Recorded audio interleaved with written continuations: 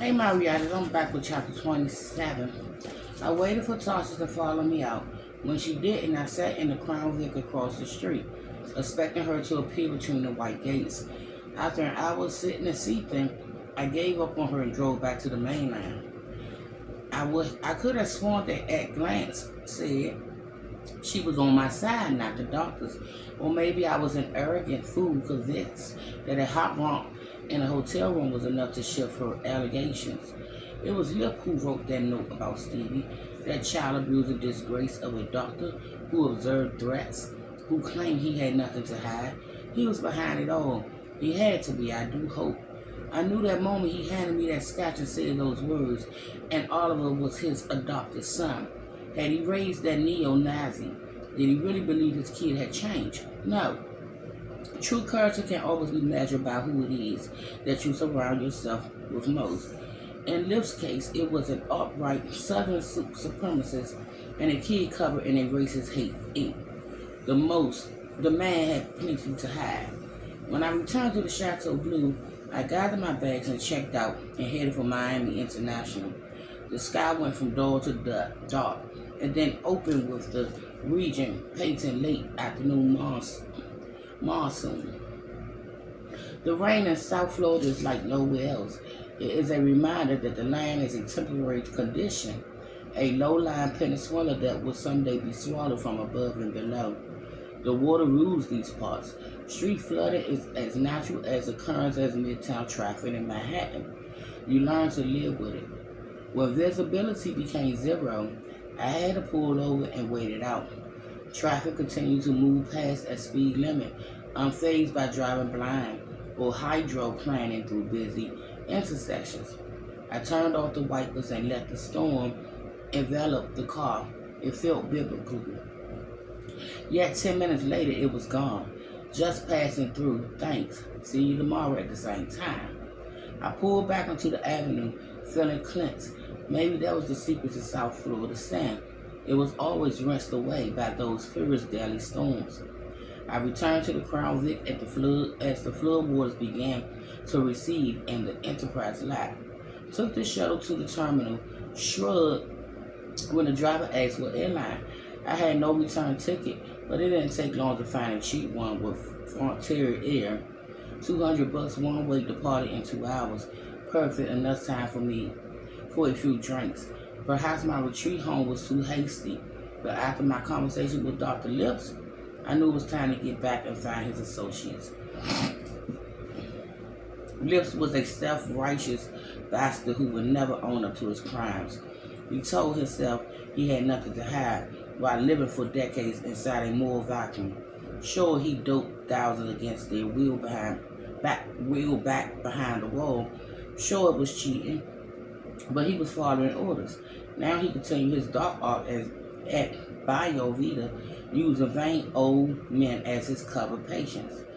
He refused to acknowledge his hands in the health problems that came later, the ruined bodies and souls of generations sacrificed on the altar of sports. But I knew he and Crowley were guilty of much more than that. They may not have been pushed, they may not have pushed Wingate or driven the Java through Kruger's dope. They had probably ordered Oliver to do it. I remember Crowley outside at Hill's Kitchen Bar, not flinching as I twisted his arm behind his back and prepared to take on his henchman. I pictured Lips compromising that letter to Julian, threatening her son, taking private pleasure in the fear and panic it would provoke in the mother. The ranger will fuel in me. I remember his partner seated alongside Oliver as they followed us to the LaGuardia, thin lipped and harder face behind dark glasses. I realized I haven't heard from Julie since I arrived in Miami. I took out my phone, shot her a text. Hey, just checking in, all okay. Looked at the screen and waited for the teaser ellipse that indicated a flight is forthcoming. None appeared, but I put it away, found a gate sidebar, and ordered a pint. Knocked it back and added a maker alongside the next one. An hour and a half later, I was good and sauced as I weaved down the jetway to my flight. I didn't bother to check my phone before slumping into my window seat and passing out. I dreamed of knives and torture and suffocation all standing fear since my last case. I woke to the sound of landing gear lowering over the Manhattan skyline, drenched in sweat, dry mouth, desperate for a flight attendant to bring water, but it was too late. Time to stay strapped in and compliant as cattle.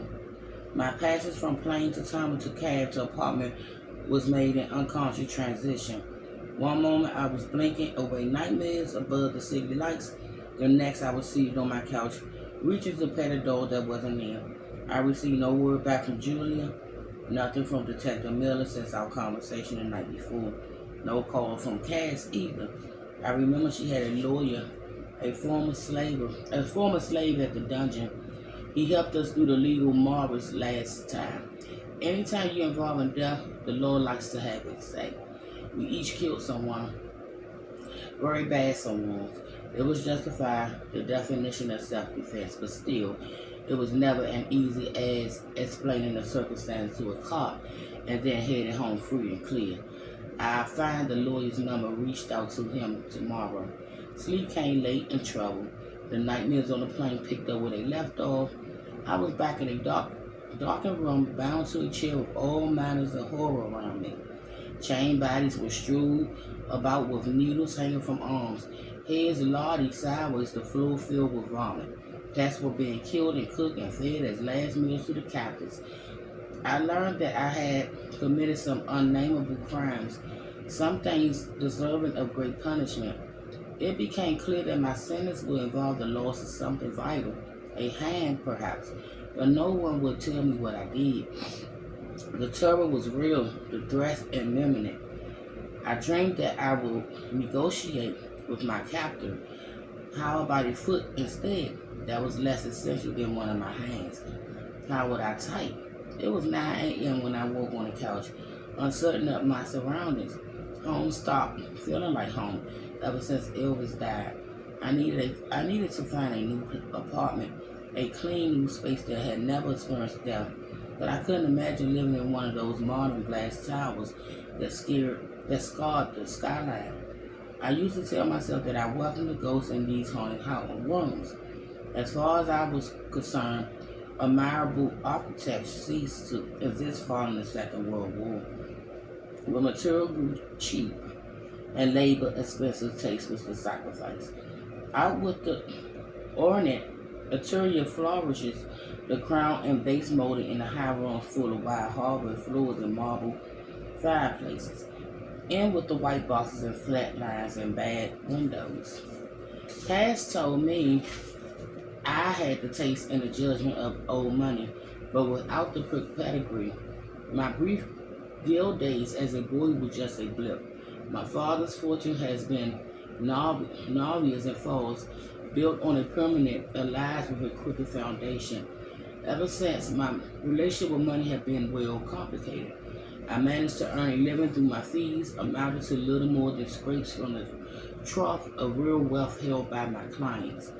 I sat up and rubbed at my puffy face, scanned the sparse room, never refurnished since it was torn apart a year and a half ago. I loved the place with all its original accents, untouched, but I really did need to move. Thanks to Julia and envelopes of cash, I had a bit saved now. I could afford something with fewer demons, nothing fancy, just a decent studio or a one-bedroom without memories. I got up and made coffee in the French press, heard the unusual fancy platter of Elvis' footsteps coming down the hall. I turned to burn off the hangover under a scalding shower. Considered going for a swim, but it sounded like too much work. Caffeine and Advil would have to do. I found the name of Cass' lawyer searching through old emails. It was Edward, attorney at law, with an office on East 44th Street near Grand Central. I met him once in a painkiller soon after getting out of the hospital. I couldn't pick him out of the lineup, just another interchangeable midtown suit. I remember him being enthralled of his mistress. Whatever Cass did for him behind those padded dungeon walls, he was forever grateful. There was no hourly rate mentioned, no invoice sent. I opened our last email exchange from 2 years ago. Hit replied and changed the subject line. I typed, Cass arrested, have you heard from her? I reintroduced myself in the body of the email, explained the present situation, and asked when he was free to talk. Hit send. He replied less than 90 seconds. Yes, I'm in touch with her. Call you shortly. The phone rang 5 minutes later. Duck, it's Eddie, he said. How you doing? His voice was hushed, loaded with concern. Thanks for getting back to me so fast, I said. How's Cass? Not well, I'm afraid. He was silent for a breath before he added, things aren't looking good. What's not looking good? She's been framed. I believe you, but they're doing a hell of a job of it, he said. Her prints are all over the murder weapon. That juvenile from the bar, that one that killed this Kruger fella. As for her boyfriend upstate, he was in pretty bad shape. I mean, before that fall killed him. Marks all over his body, loaded of drugs in the system. Eddie, you of all people ought to know what their relationship was like. Of course, there were marks on the guy's body. I'm sure he asked for them. If he was embarrassed by my knowledge of his kinky pleasure, he didn't let on. I know, he said. We'll be pointing that out. This is all bullshit, not to worry. I'll get her out. I'm just telling you it's not going to be easy. Someone is working her over good. Who's behind it? I was hoping you could help me with that, he said.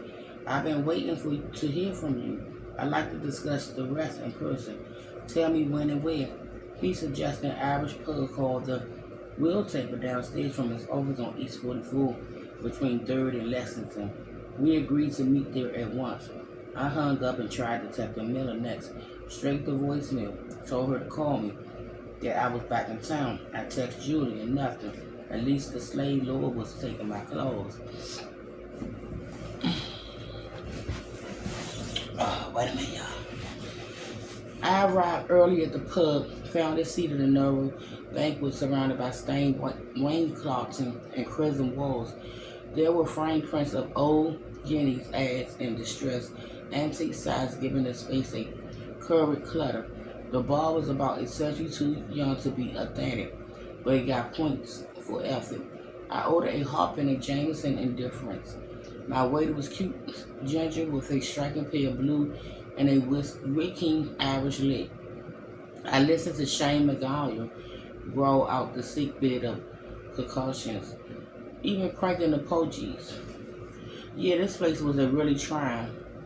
I ordered another round soon after the first. Scrolled through my phone and started to wonder about Ludo Man. No message. 20 minutes later, the guy worked right upstairs. I tried his office line. A secretary told me he left for lunch. I sat down, my phone faced up next to my drinks, lift my pint and glazed out the windows as a crowd gathered by the entrance. The light of animal lamps pulled up in front of the pub. Cyrus Wallen.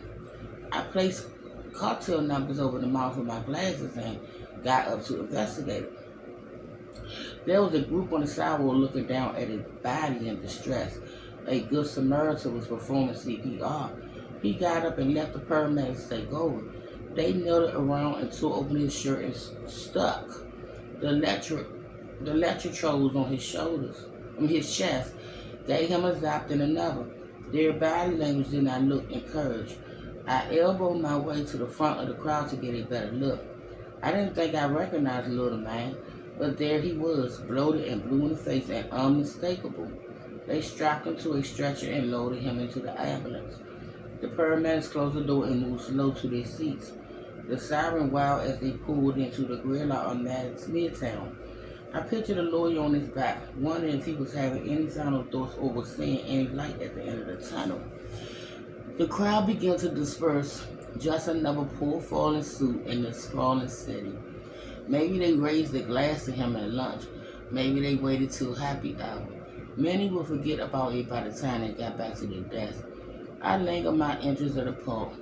Remember my finished beverages and an unpaid tab. I felt a hand on my elbow. You look like you could use a drink, said a voice in my ear. I turned to find Dr. James Crowley standing by my side. And I'll be back with chapter 28. Y'all have a good time. I'm a good day, my reactor.